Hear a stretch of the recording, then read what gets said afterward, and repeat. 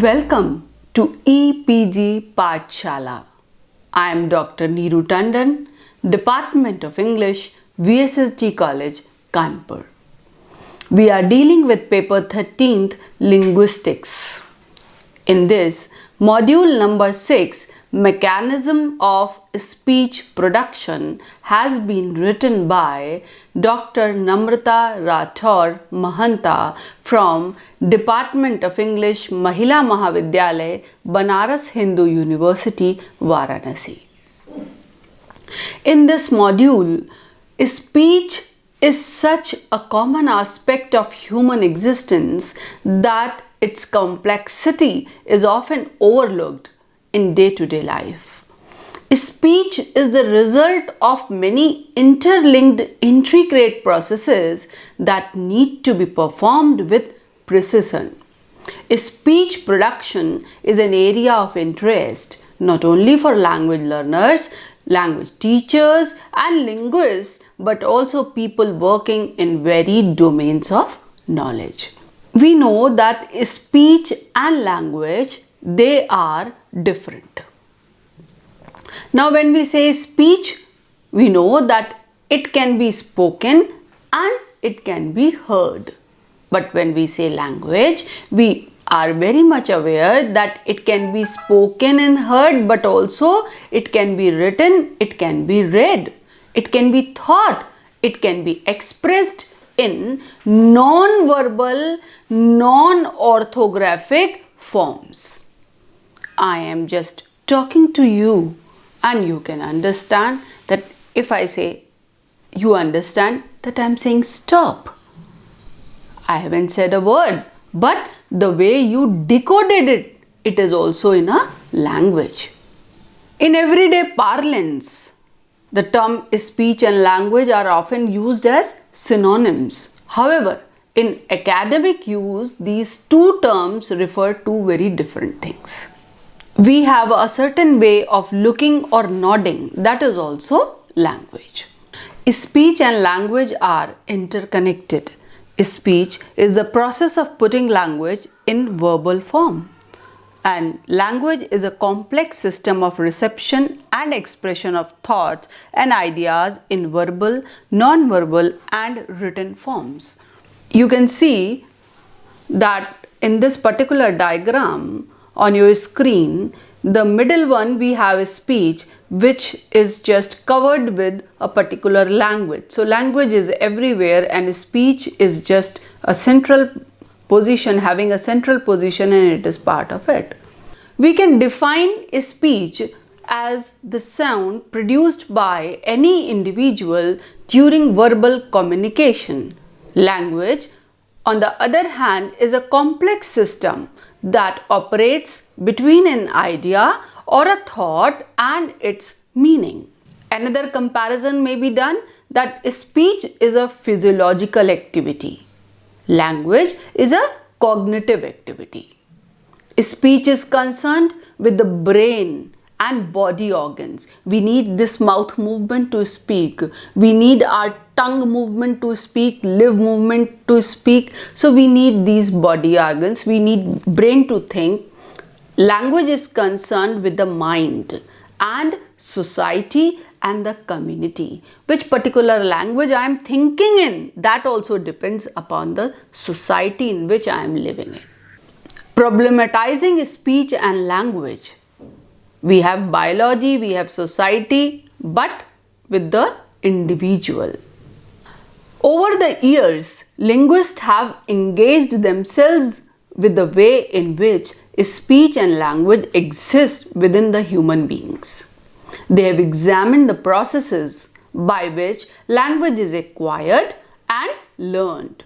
The role of the individual human being, the role of the society, the role of the community, the genetic or physiological attributes of the human beings, all being investigated from time to time.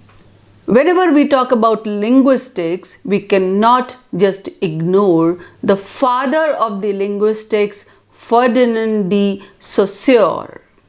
He has given us concept and these two words, langue and parole. Now we see that Ferdinand de Saussure, a Swiss linguist and the impetus behind the rise of the structuralism, declared that language is imbibed by the individual in a society or community. His lectures given at the University of Geneva from 1906 to 1911 were collected and published in 1916 as Course in General Linguistics. Saussure described language using terms such as langue and parole. Now, what is this? What are these two terms? Let us define them. Langue is the act of understanding and communicating. Parole is the art of speaking. Language is an attribute of a group or a community. Parole is an act of the individual. So these are two basic differences. Another very important linguist to discuss is Noam Chomsky. He has given another two terms, competence and performance, in relation with the language. Now, Noam Chomsky, an American linguist who focused on the human mind as the innate source of language, declared that humans are born with mind that is pre-programmed for language. This is something very important to understand. Human mind, when a child takes birth, he has his mind, and according to Chomsky, that is pre-programmed for acquiring any language for that matter. He gave the concepts of language competence and language performance. These are two very important terms. Language competence and language performance. What are the differences between these two terms? Chomsky discovered that humans are biologically programmed to use languages, and this is what he called inherent human ability or innate language.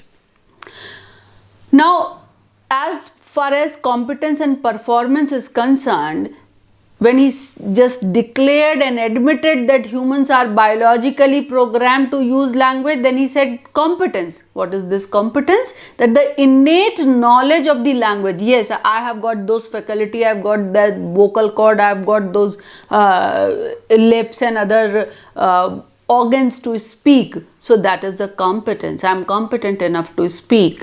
And then the performance, that is actual use of language. How well I do it, in what manner I do it. So that is the performance. In the present times, speech and language are seen as interdependent and complementary attributes of humans. Current research focuses on finding the inner connections between speech and language. In present times, the term speech and language is used in most application-based areas. One such major area is speech and language processing. It is used in computational linguistics, natural language processing, speech therapy, speech recognition, and many more areas. Let us also think about practical application of the mechanism of speech production. Of course, it is used for language learning, enhancing speaking skills. Robotics. Simulate speech in robots, text to speech function in gadgets. Then we have medical science, like design therapy modules for different speech and language disorders. Develop advanced gadgets for persons with auditory needs. Then criminology is another field, and where recognize speech patterns of individuals, identify manipulations in recorded speech patterns that you must have heard and seen in various other movies. Lie detector is being used. What is it? It is just with the aid of this particular speech pattern. Now, practical application of the mechanism of speech production, you can say that it is also done in speech processing mechanism is used in music and telecommunication in a major way. It is a function which starts in the brain moves through the biological processes of respiration, phonation, and articulation to produce sounds. These sounds are received and perceived through biological and neurological processes. What comprises a speech mechanism? Another question, a very normal kind of question that comes. It is something neuromotor processes. We use our eyes and ears at the same time. The brain plays a very important role in speech. Research on the human brain has led to identification of certain areas that are classically associated with speech. Injury to these areas is known to cause speech loss. The visual cortex processes visual information. The auditory cortex processes auditory information. Broca's area, identified by Paul Broca in 1861, is associated with speech production. And Wernicke's area, identified by Karl in 1874, is associated with retention of words and images. This diagram makes it clear all these particular areas in different way. Now let us also talk about neural networks that produce speech and language. Speech and language abilities develop as the brain is trained through life experience. While neural networks, they are established in the human brain over a course of time. You can find in this particular diagram that neural networks continue to surprise various people, and these connections do not follow the fixed path, and new networks are formed outside the conventional speech and language areas. Researchers are just carried on in this particular area, and people are coming up with more and more new findings. An understanding of the speech mechanism begins by understanding the organs used to produce speech. It is interesting to note that each of these organs has a particular life function to perform. Their presence in the human body is not for speech per se, but for other primarily bodily functions.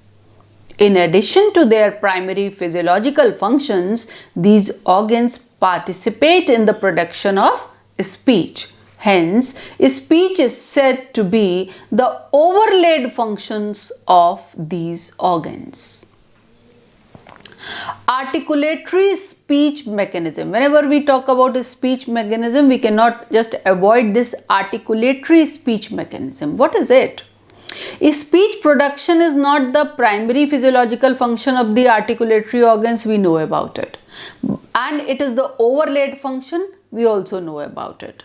Now let us know something more about articulatory speech mechanism. What is it?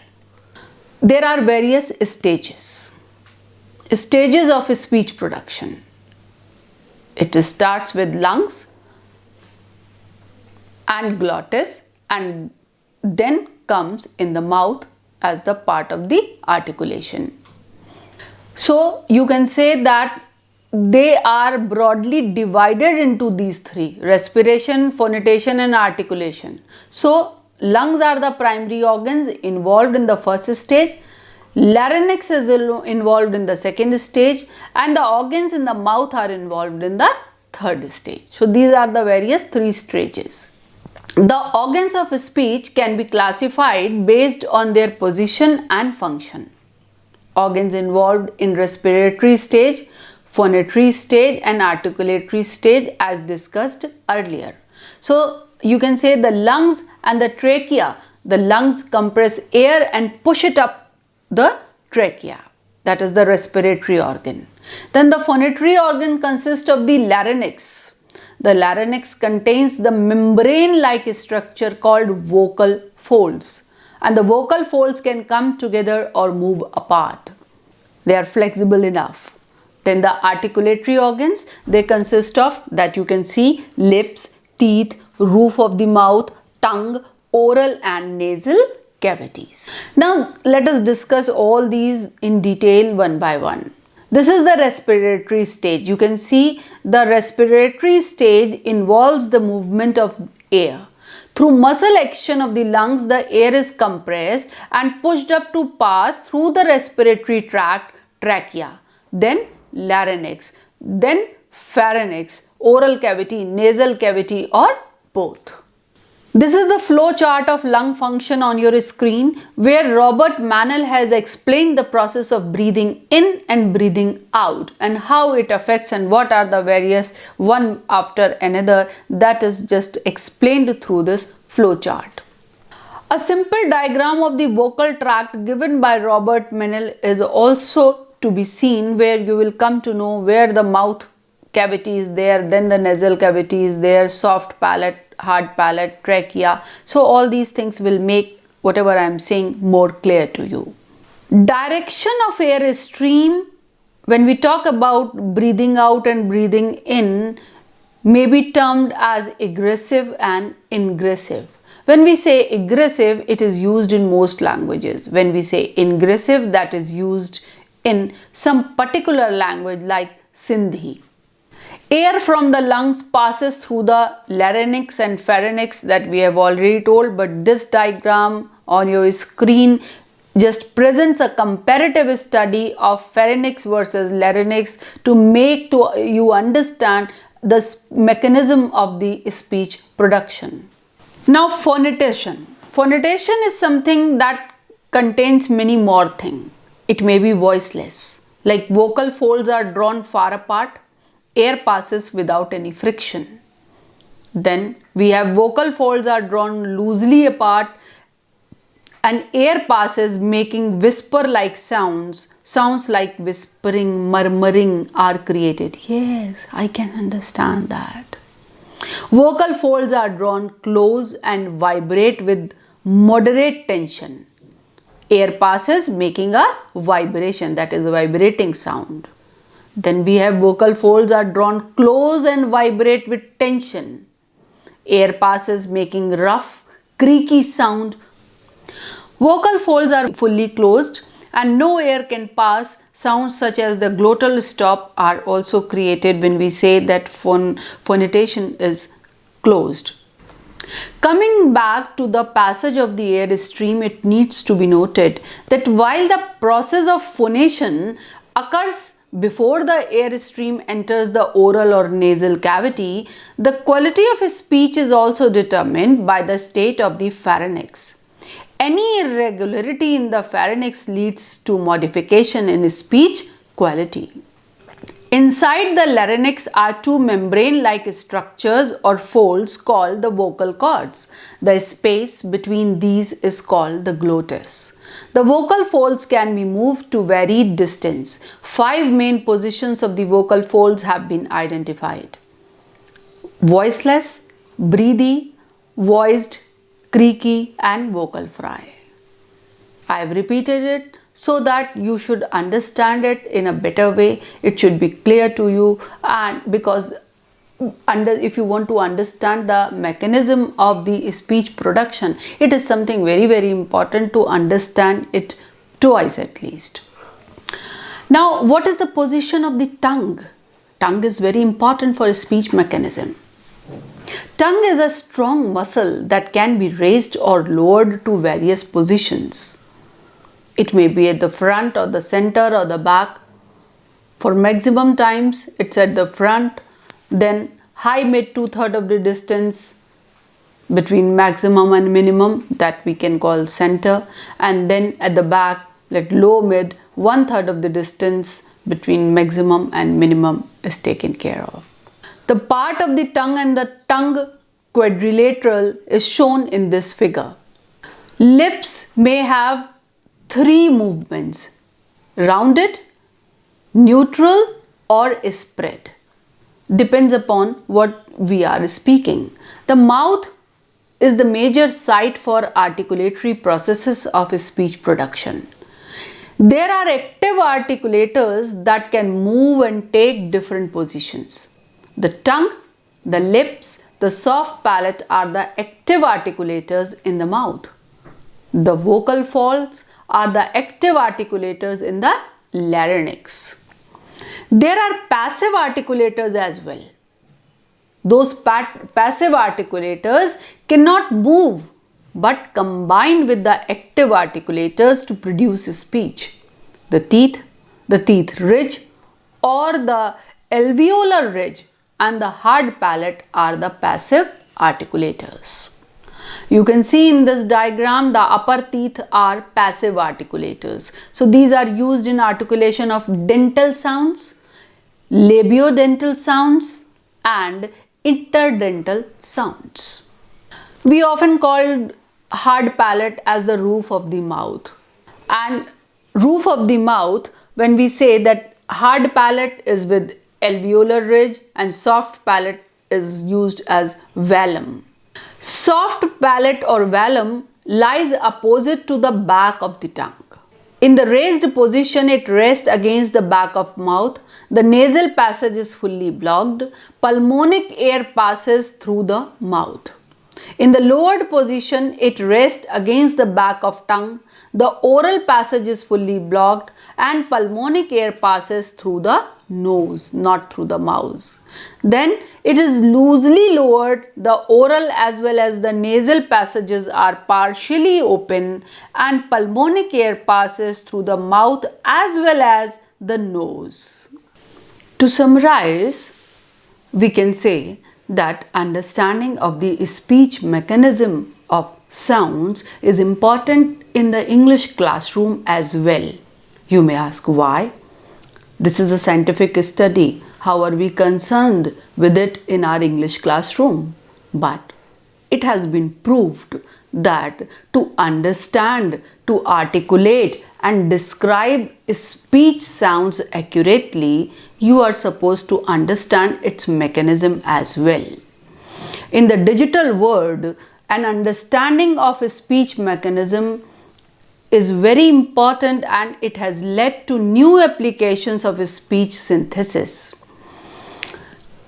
Speech mechanism is important also to describe the various sounds of the consonant if we are aware that how it is produced with the use of the tongue or with the use of the nasal cavity or the mouth cavity or which organ is being used, then definitely we are going to produce that particular sound in the correct way. So that's why speech production is important as well as its mechanism is important to understand, to do justice with the pronunciation.